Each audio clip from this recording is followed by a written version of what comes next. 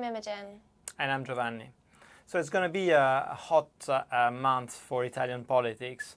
And this is because a lot of the issues that have not been resolved within the coalition partners will have to be resolved this month ahead of the local election on the 26th. They cannot be postponed anymore.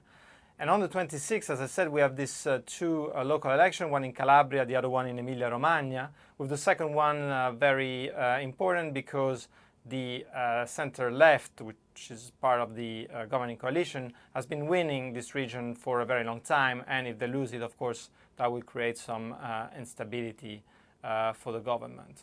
We're not saying that there's a direct read-through to national early elections of this, but of course, there are risks, and investors are wary of this risk and will continue to be until these elections are resolved, in our view. So, January will be a bumpy month. February could be a warmer month indeed, if we're right.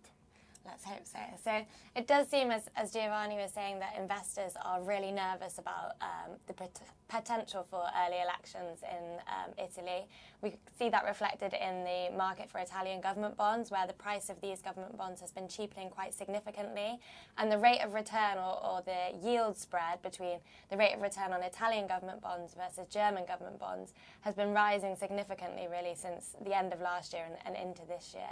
We actually think that investors being overcompensated for this level of political risk and in the cheapness of the government bond, because, as Giovanni said, it's not our base case that we necessarily head to early national elections. So once we make it through January and the coalition has proved its longevity, we think there is scope for the price of Italian government bonds to rise once again. But I think, as Giovanni said, there will be some volatility in the near term. Thank you. Thank you.